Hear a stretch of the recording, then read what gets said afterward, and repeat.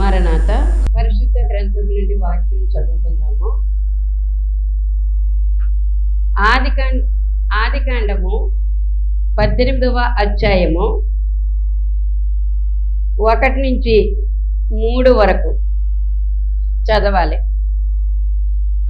మరియు మమ్రే దగ్గరనున్న సింధూరవనములో అబ్రహాము ఎండవేళ గుడారపు ద్వారం మందు కూర్చుండి ఉన్నప్పుడు యెహోవా అతనికి కనబడెను. అతడు కన్నులెత్తి చూచినప్పుడు 3 మనుష్యులు అతని ఎదుట నిలువబడి ఉండిరి. అతడు వారిని చూచి గుడారపు వాకిట నుండి వారిని ఎదుర్కొనుటకు పరుగెత్తి నేల మట్టుకు వంగి, ప్రభువా, నీ కటాక్షము నా మీదనున్న ఎడల ఇప్పుడు నీ దాసుని దాటిపోవద్దు. దేవుడు తన పరిశుద్ధ వాక్యమును దీవించును గాక. ఆమేన్. మమ్మల్ని మిక్కిలిగా ప్రేమించిన మా యేసయ్య, నీ ఘనమైన నామమున కోటాను కోట్ల కృతజ్ఞతాస్తుతులు స్తోత్రములు. కాలానుగుణముగా తండ్రి, మీరు ఈ లోకములో బాలునిగా జన్మించి ఉన్నారు తండ్రి, నీకు స్తోత్రములు. అలాగే కాలానుగుణముగా భూమి మీద శ్రమలు పొందారు, చనిపోయారు, తిరిగి లేచారు నా తండ్రి. పరలోకానికి ఎక్కి వెళుతూ మరలా మీకోసం వస్తానని చెప్పినటువంటి దివ్యమైన వాక్కులను బట్టి నీకు వందనాలు చెల్లిస్తూ ఉన్నాము. కాలమానము ప్రకారముగా జరగవలసిన కార్యక్రమాలన్నీ కూడా బైబిల్ మిషన్ పక్షముగా దైవజనులు దేవదాసాయి గారు చెప్పిన ప్రతి విధమైనటువంటి కార్యక్రమను ప్రభుత్వం తప్పకుండా చేసుకోవడానికి దీనిమైనటువంటి మాకు ఇచ్చినటువంటి శుభ తరుణాన్ని బట్టి నీకు వందనాలు చెల్లిస్తూ ఉన్నాము. తిరిగి లేచినటువంటి దినము పునరుత్థాన దినమై ఉన్నది. 40 దినాల భూమి మీద ఉండి మరలా మీరు ఆరోహణమైపోయేటటువంటి దినమును తలంచుకుని ఆరోహణ పండుగ దినము చేసుకుని ఉన్నాం తండ్రి, స్తోత్రములు. అలాగే ప్రభు 10 దినాలు కనిపెట్టిన తరువాత వారికి నా తండ్రి పరిశుద్ధాత్మ కొమ్మరింపు కలిగించి ఉన్నావు తండ్రి, నీకు స్తోత్రములు. ఆ విధములు ఆ రోజును తలంచుకొని పెంతెకొస్తు పండుగను ఘనముగా జరిగించుకోవడానికి మాకు అవకాశం కలిగించిన కృపను బట్టి నీ కోటాను కోట్ల కృతజ్ఞతాస్తుతులు స్తోత్రములు.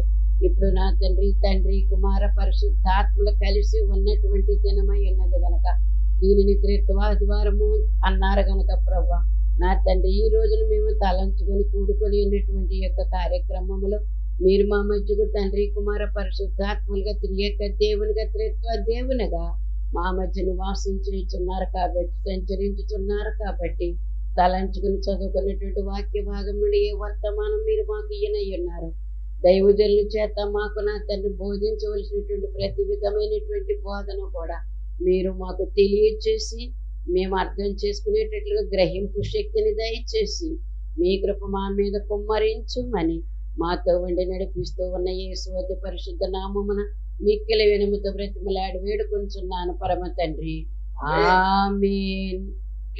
మరణాత త్రిత్వ ఆదివారం నిన్నటి దినాన్ని చేసుకున్నాము కనుక దగ్గరగా ఉన్నటువంటి ఈ రోజున మనం కూడుకున్నాం కాబట్టి, నిన్న మీరెవరో కూడా రాలేదు కాబట్టి మరి చెప్పేటటువంటి యొక్క వాక్య వర్తమానాన్ని చాలా సునిశ్చితముగా విశదీకరించబడినటువంటి ప్రభు యొక్క దైవజనులు దేవుని దాసులు దేవదాసాయి గారు మనకు అందించినటువంటి విషయాలు మనం విందాము, మరి అర్థం చేసుకునే ప్రయత్నం చెయ్యాలి. త్రిత్వాదివారము అన్నారు. ఆదివారం అంటే నిన్నటి దినాన జరిగినటువంటి విషయం ఇప్పుడు ఈ రోజులు మీకు నేను తెలియజేస్తూ ఉన్నాను కనుక మీరు రాలేదు కాబట్టి మీకందరికి కూడా త్రిత్వాదివారం అంటే ఏంటో తెలియాలి కాబట్టి ఈ విషయాన్ని మీకు నేను మీకు అందరికీ చాలా మంది సేవకులు అంటారు కాబట్టి మీకు అందరికీ తెలుసు. మరి వచ్చినటువంటి విశ్వాసాలు తెలియాలి కాబట్టి ఈ విషయాన్ని నేను చెప్తూ ఉన్నాను కనుక దీనికి సంబంధించినటువంటి పాట త్రిత్వాదివారం యొక్క పాట. అంటే త్రిత్వము అంటే ఏకత్వము అని అర్థము.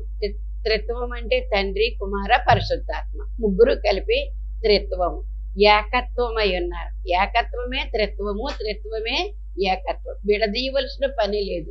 చెప్పుకోవడానికైతే విడదీస్తాం కానీ ముగ్గురు మాత్రము కాదు, ముగ్గురు ఒక్కరు ముగ్గురే అనేటువంటి విషయాన్ని మనము తెలుసుకుందాం ఈ రోజున. దాని గురించినటువంటి పాట.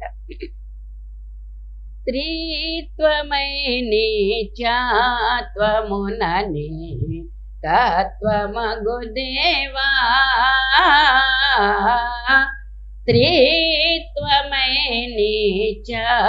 చాత్వమునని తత్వమగు దేవాని సాచ సామాచాత్వముల నిజ తత్వము గణించి నిన్ను నిత్యము స్తుతించేదను తత్వము గణించి నిన్ను నిత్యము స్తుతించేదను త్రిత్వమై నీచాత్వమునని తత్వమగు దేవా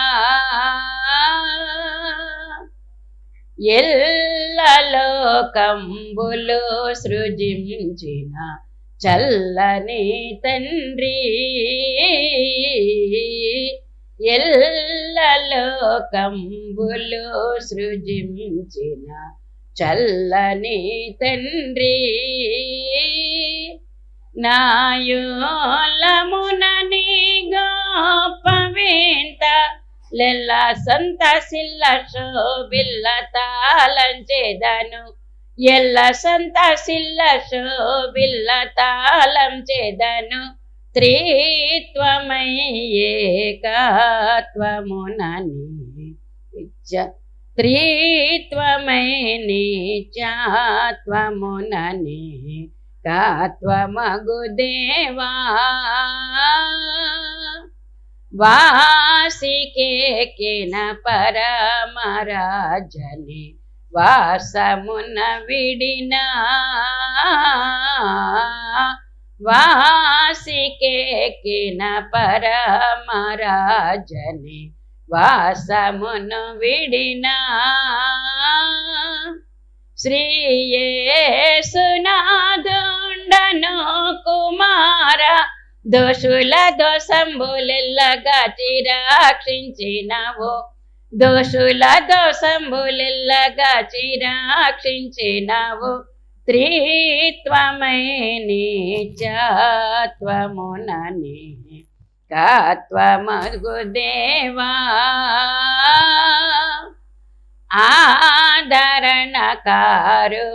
ఆదరణకారుండవగుషు ధాత్ముడా దేవా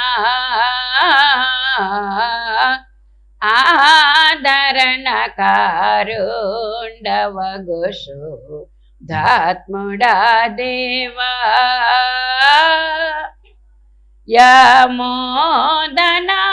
యమోదనామమునాం పబడియసు నాథుని సుబోధలెల్ల బోధ పరచి పాదుకొల్పు నాథుని సుబోధలెల్ల బోధ పరచి పాదుకొల్పు త్రిత్వమై నీచాత్వమునని తత్వమగు దేవా ఓ పితా సుతాత్మ శుద్ధాత్మ ఒక్క దేవుడవు ఓ పితా సుత శుద్ధాత్మ ఒక్క దేవుడవు ఎల్ల పాపులను రాక్షింప మిగుల నోపికతో నా పదలు బాపి కృప చూపినవు ఓపికతో నా పదలు బాపి కృప చూపినవు త్రిత్వమై నీచాత్వమునని తత్వమగు దేవా నీ సాచ సమాచాత్వముల నిజ తత్వము గణించి నేను నిత్యము స్తుతించేదను తత్వము గణించి నేను నిత్యము స్తుతించేదను త్రిత్వమై నీచాత్వమునని తత్వమగు దేవా దేవుని నామమునకు స్తోత్రుడు. మీ అందరికీ నా మరణాత. ఈ మాటలు కొంచెం మనకు కష్టంగా ఉంటాయి. తెలుగు మాటలే, తెలుగు పాటే, కానీ సంస్కృత భాష ఎక్కువగా ఉంటుంది ఇందులో. సంస్కృత పదాలు మనకు కష్టంగా ఉంటాయి అన్నమాట. అది అర్థం చేసుకుంటే మనకు అర్థమవుతుంది, అర్థం చేసుకోకపోతే ఇది ఏదో కష్టమైనటువంటి భాష అని అనుకుంటాం. తెలుగు భాషే. అయితే త్రిత్వమై నిత్యత్వమున ఏకత్వమగు దేవా, మీకు అర్థం విడగొడుతున్నాను అన్నమాట. మీకు నేను ఏమని రాస్తారు దైవజనులు? త్రిత్వమై నిత్యత్వము అంటే త్రిత్వమై ముగ్గురుగా ఉండి నిత్యము ఉంటున్నారు. అంటే పరిశుద్ధాత్మ కార్యాలు సంఘకాలంలో చదువుకుంటూ ఉంటాము. ఈ బైబిల్ ప్రకారంగా పాత నిబంధన అంతా తండ్రి కాలమని, సువార్తల కాలం అంతా కుమారుని కాలమని, పత్రికల కాలం అంతా కూడా పరిశుద్ధాత్మ కాలమని మనము చెప్పుకుంటూ ఉంటాము. అది ఒక రకంగా లెక్కే, తప్పు కాదు అది. అయితే ఆది కాండము నుంచి పాత నిబంధన అంతా కూడా తండ్రి కుమార పరిశుద్ధాత్మలు ఉన్నారు. అది గ్రహించాలి మనం. అది తండ్రి కాలం, ఇది కుమారుని కాలం, ఇది పరిశుద్ధాత్మ కాలం అనుకుంటున్నాం. కానీ మొట్టమొదటి ఆది నుంచి కూడా ముగ్గురు ఉన్నారని మనం అర్థం చేసుకోవాలి. ఎలాగున్నారు ముగ్గురు కూడాను? ఆది కాండము 1వ అధ్యాయం చూడము ఒకసారి. 1వ అధ్యాయము 26వ వచనం చదవండి అమ్మ, చదవాలి. దేవుడు తన స్వరూపమందు మన పోలిక చొప్పున నరులను చేయుదము. వారు సముద్రపు ఆకాశ పక్షులను, పశువులను, సమస్త భూమి మీద ప్రతి జంతువును ఏలుదురుగాకనియు పలికిన. 27 కూడా చదవండి. దేవుడు తన స్వరూపమందు నరుని సృజించెను, దేవుని స్వరూపమందు వారిని సృజించెను, స్త్రీని గాను పురుషుని గాను వారిని సృజించెను. ఇక్కడ మనము ఈ వాక్యాన్ని అర్థం చేసుకోవాలంటే గనక 26వ వచనంలో దేవుడు ఏం చెప్తున్నారు? దేవుడు అనుకున్న మాటలన్నమాట అవి. మన స్వరూపమందు మన పోలిక చొప్పున నరులను చేయుదము. ఇక్కడ దేవుడు అనేటువంటి మాట ఏకవచనము, మన అనేటువంటి మాట ఏమో బహువచనము. ఒకసారి ఆలోచించండి. ఏకవచనము అంటే ఇది ఒక ఫోను, ఇది ఏకవచనము. 4-5 ఇక్కడ ఉన్నాయి అనుకోండి, ఫోనులు అంటాము. దాన్ని ఏమంటారనమాట? బహువచనము అంటారు. ఏకవచనము, బహువచనం. నేను ఒక్కరిదాన్నే ఉంటే కనుక ఇక్కడ కూర్చుని మేడం గారు ఒక్కరే కూర్చున్నారు అని ఒక్కరు అన్నారు, ఇది ఏకత్వం అనమాట. 4-5 నాతో కూడా ఉన్నారనుకోండి, అప్పుడు ఏమంటారు? వీళ్ళందరూ కలిసి అంటారు. అది బహువచనం. అంటే ఒకటికి మించినటువంటిది ఏదైనా ఉంటే గనక బహువచనము అంటారు. ఒక్కటే ఉంటే గనక ఏకవచనము అంటారు. దేవుడు అనేటటువంటిది ఏకవచనమే. కానీ అక్కడ పలుకుతున్నటువంటి మాట ఏమని పలుకుతున్నారు? మనుస్వరూపమందు. ఒక్కళ్ళు ఉంటే కనుక నేను ఇప్పుడు ఒక్కదాన్నే ఉన్నాను, నేనండి అంటాను, కానీ మనమండి అంటానా? లేకపోతే మేము అంటానా? అనం కదా. నేనే ఉన్నాను, ఇక్కడ ఒక్కదాన్నే ఉన్నాను, నేను నా గురించే నేను చెప్పుకుంటాను, నేను అంటాను. ఇది ఒకటే. ఇక్కడ ఇంకా 2-3 ఉంటే కనుక ఏమంటాం? మేము అంటామన్నమాట. అదే బహువచనం అంటే, ఏకవచనం అంటే. దేవుడు అనేది ఏకవచనమే. కానీ మన పోలిక చొప్పున అన్నారు కాబట్టి అక్కడ ఎంతమంది కూడుకున్నారని అనుకోవాలి? దేవుడు త్రిత్వం అయి ఉన్నారు. ముగ్గురు కలిసి మనిషిని చెయ్యాలనుకున్నారన్నమాట. దేవుడే, ఈ దేవుడు ముగ్గురుగా ఉండి చేసే పనులు కొన్ని, విడిపోయి చేసే పనులు కొన్ని. అందువల్ల ముగ్గురు మాత్రము వేరు వేరు కాదని దీన్ని బట్టి మనము అర్థం చేసుకోవాలి. ఇప్పుడు 18వ అధ్యాయంలో కూడా ఇప్పుడు మొట్టమొదటి దేవుడు అనుకున్న మాట ఏంటంటే, మన పోలిక చొప్పున నరులను కలుగు చేయదము అని అన్నారు. కాబట్టి మన అనే దాంట్లో త్రిత్వం ఉన్నదని, బహువచనం ఉన్నదని అర్థం చేసుకోవాలి. 18వ అధ్యాయంలోకి వచ్చేద్దాం. ఒకసారి చూడండి. అబ్రహాము మమ్రే దగ్గరున్న సింధూర వనములో అబ్రహాము ఎండవేళ గుడారపు ద్వారం ముందు కూర్చుని ఉన్నప్పుడు, అదండి ఎండవేళ గుడారపు ద్వారములో కూర్చున్నాడటండి. ఎవరు? అబ్రహాము గారు. అప్పుడు ఆ కాలంలో ఇలాంటి భవనాలు ఏమీ లేవు, గుడారాలు వేసుకునే కాపురం చేసేవారు. ఎంతమంది ఉన్నా అంతమందికి కూడా ఒక కుటుంబానికి ఒక గుడారం వేసుకుని, మళ్ళీ ఒక కొడుకు కుటుంబం వస్తే కనుక వాళ్ళకు కూడా ఒక గుడారం వేసుకుని గుడారాలలో ఉండేటటువంటి వారు. ఎందుకో తెలుసా? దేవుడు ఎప్పుడు ఎక్కడికి వెళ్ళమని చెప్తే అప్పుడు మళ్ళీ ఈ గుడారాలను మోసుకొని మూట ముళ్ళు కట్టుకుని మరి వేరే ప్రదేశానికి వెళ్ళిపోవాలన్నమాట. సంచార జాతుల వారు ఎలాగైతే కొంతకాలం ఒక ప్లేస్లో, కొంతకాలం ఒక ప్లేస్లో ఉండి వారి యొక్క జీవన విధానాన్ని సాగించుకుని వెళుతూ ఉంటారు. వాళ్ళకి సొంత నివాసాలు ఉంటాయి, సొంత ఊర్లు ఉంటాయి, సొంత గృహాలు కూడా ఉంటాయి. కానీ సంచార జాతుల వారి యొక్క జీవితం ఏంటంటే మందలను మేపుకుంటూ ఉంటారు. ఇంకోటి ఏంటి? మందలను కాకపోతే కనుక బాతులను, కోళ్ళను పెంచుకుంటూ ఉంటారు. ఎక్కడ మేతుంటే, ఏ పొలాల్లో మేతుంటే ఆ పొలాల దగ్గరగా నివాసం వేసుకుని ఆ మందల్ని కాపాడుకుంటూ ఉంటారని అర్థం చేసుకోవాలన్నమాట. కనుక దేవుడు ఎప్పుడు పిలిస్తే అప్పుడు వెళ్ళాలి కాబట్టి ఆది కాలంలో ఏం చేశారంటే గుడార జీవితమే జీవించారు. గుడారం అంటే ఏంటి? ఎంత 7 అంతస్తుల మేడ అయినప్పుడు కూడా మన గుడారం అది, 3 అంతస్తుల మేడ అయినప్పుడు కూడా మన గుడారం అది. గుడారం అంటే మనుషులు నివాసం చేయడానికి వీలైనటువంటి ప్రదేశం. గుడారం ఉన్నా 7 అంతస్తుల మేడ ఉన్నా అందులోనూ పడుకోవడానికి మంచం ఉంటుంది, వండుకోవడానికి పొయ్య ఉంటుంది, కొండలు మండలు ఉంటాయి, మరి ఎవరైనా వస్తే కూర్చోవడం చిన్న జాగా కూడా ఉంటుంది, ఒక హాల్ టైప్లో ఉందా లేదా చెప్పండి ఒకసారి. చిన్న గుడిసె అయినప్పటికీ గుడారం అయినప్పుడు కూడా అందులోనే ఒకే నిట్రాడు కలిగినటువంటి గుడిసెలు ఉండేవి. మా చిన్నతనప్పుడు గుడిసెలు ఉండేవి. ఆ గుడిసెలో కూడా ఎంతమంది చుట్టాలు వచ్చినప్పుడు కూడా ఎక్కడో చోట పడుకోవడమే. అక్కడే వండుకుంటారు, మొత్తం అందరూ కలిసి ఒకే చోట కూర్చొని తింటారు, కబుర్లాడుకుంటారు, తింటారు, కబుర్లాడుకుంటారు, పడుకుంటారు, లేస్తారు. వారి కాలకృత్యాలన్నీ కూడా తీర్చుకోవడానికి కూడా విషయాలు ఇవి ఒకటి ఉంటాయి కనుక కొన్ని స్థలాలు ఉంటాయి, వెళుతూ ఉంటారు. గుడారము అంటే గనక ఎంత పెద్ద అంతస్తులు 140, 200 అంతస్తులు ఉన్నప్పుడు కూడా అది ఒక గుడారం అయ్యినది. గుడారములో నివాసం చేయడానికి వీలైనవన్నీ కూడా సమస్తము ఉంటాయని అర్థం చేసుకోవాల్సినటువంటి వారమైన.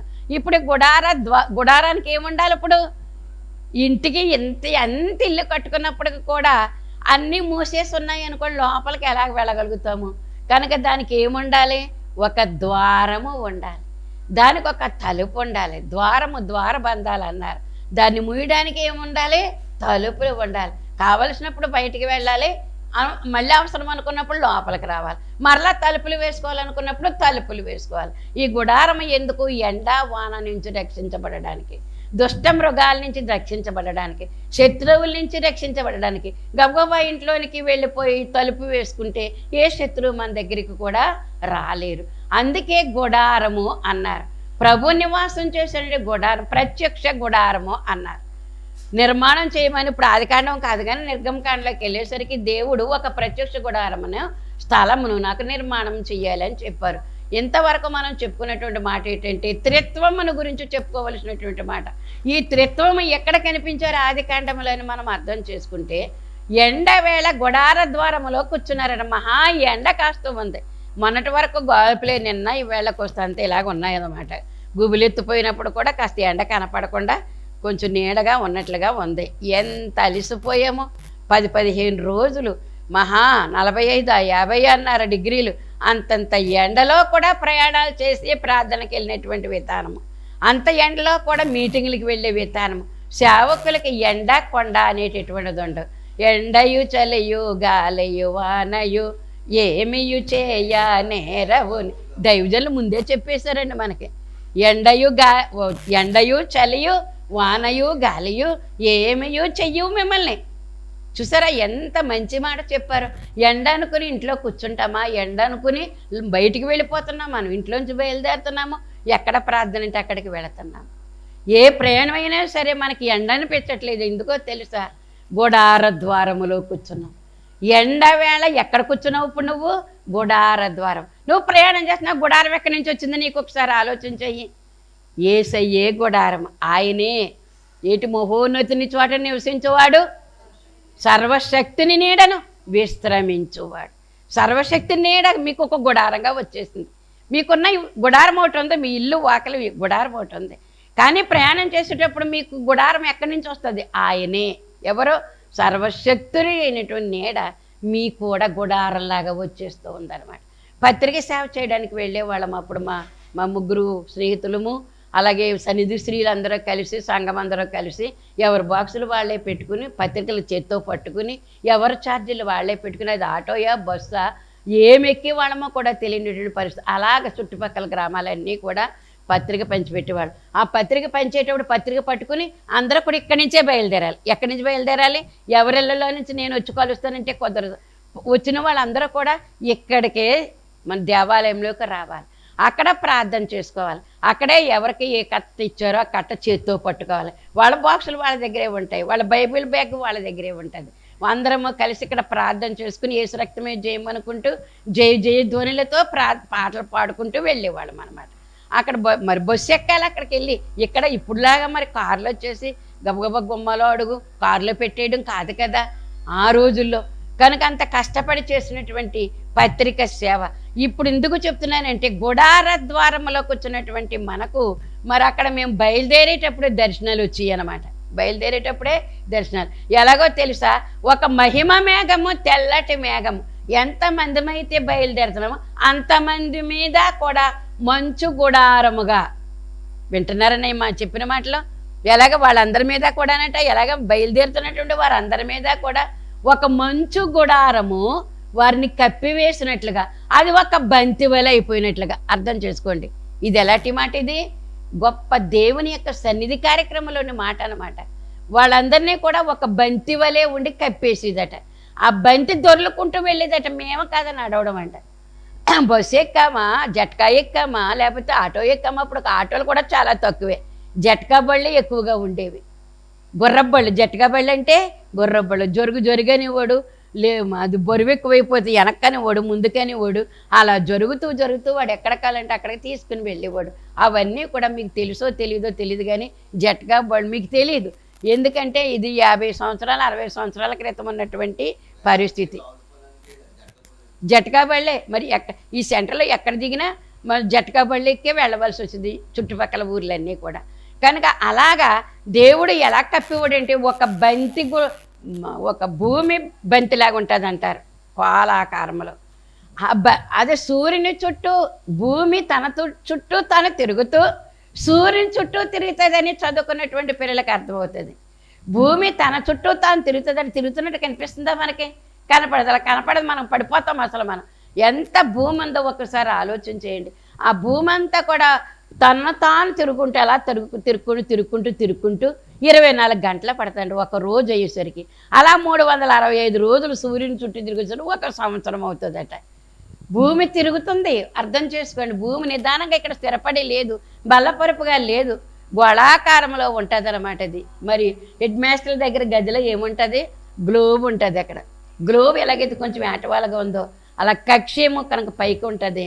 అలా తిరుగుతూ ఉంటుంది, తన చుట్టూ తాను తిరుగుతూ మరి సూర్యుని చుట్టూ తిరుగుతుంది. తన చుట్టూ తాను తిరగడానికి ఎన్ని గంటలు అన్నాను చెప్పాలి? తన చుట్టూ తాను తిరగడానికి 24 గంటలు. అంటే ఎన్ని రోజులు? ఒక్కరోజే. తన చుట్టూ తాను తిరగడానికి ఒక్కరోజే పడుతుంది అనమాట. అలా తిరుక్కుంటూ సూర్యుని చుట్టూ తిరుగుతుంది అది. ఆ సూర్యుని చుట్టూ తిరగడానికి ఎంతకాలం పడుతుంది? 365 రోజులు. అంటే ఏంటి? 1 సంవత్సరం. 24 గంటలే ఒకరోజు.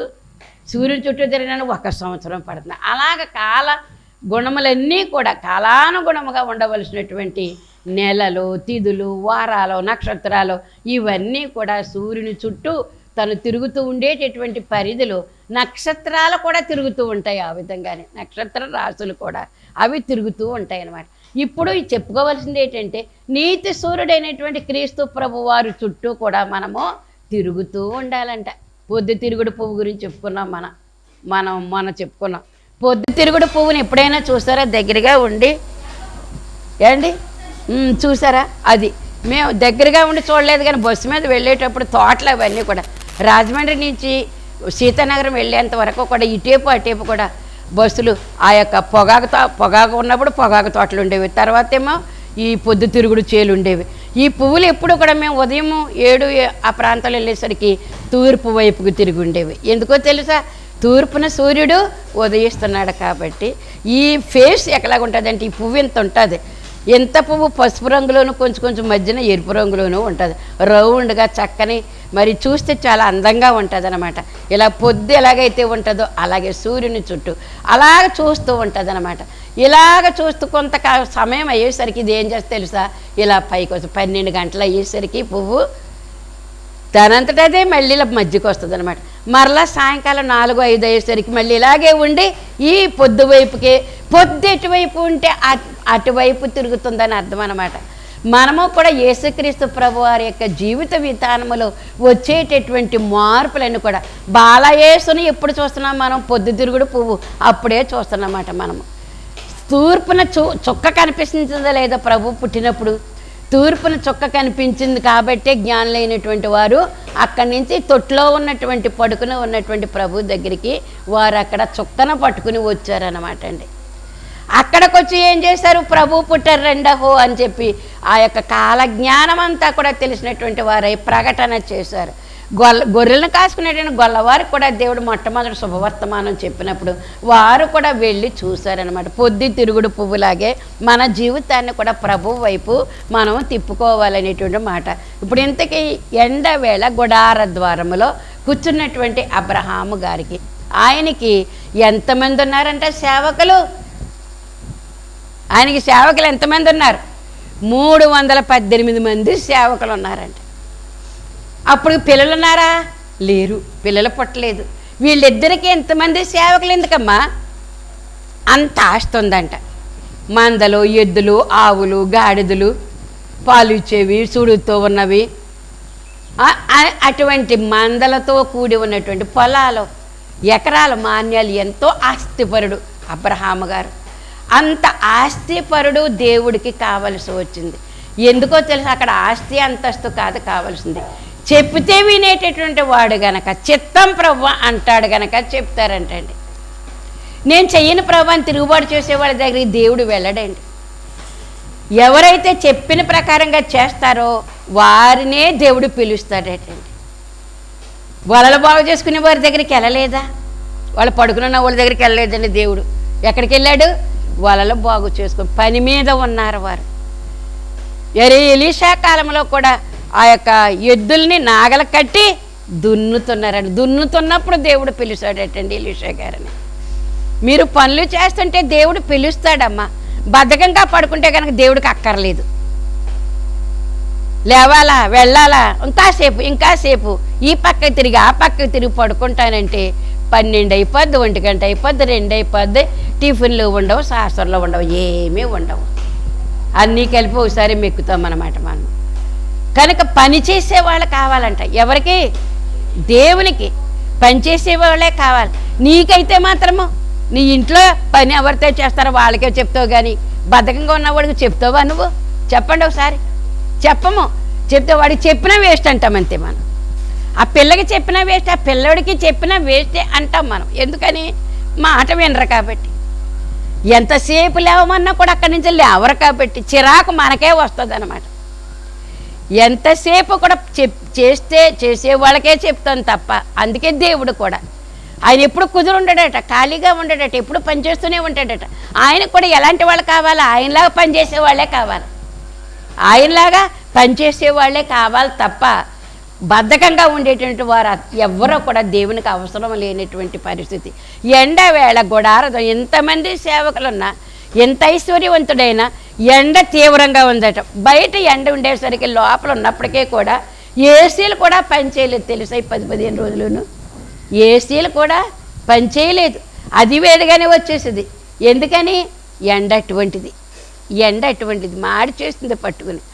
అందుచేత ఎండవేళ గుడార ద్వారములో కూర్చున్నటువంటి, ఇలాంటి ఎండ వచ్చినప్పుడు ద్వారములో నువ్వు కూర్చోవాలట. ఎందుకో తెలుసా? ద్వారం అంటే ఎవరైనా వచ్చి వెళ్ళేటటువంటి ఒక చోటది ద్వారం అంటే.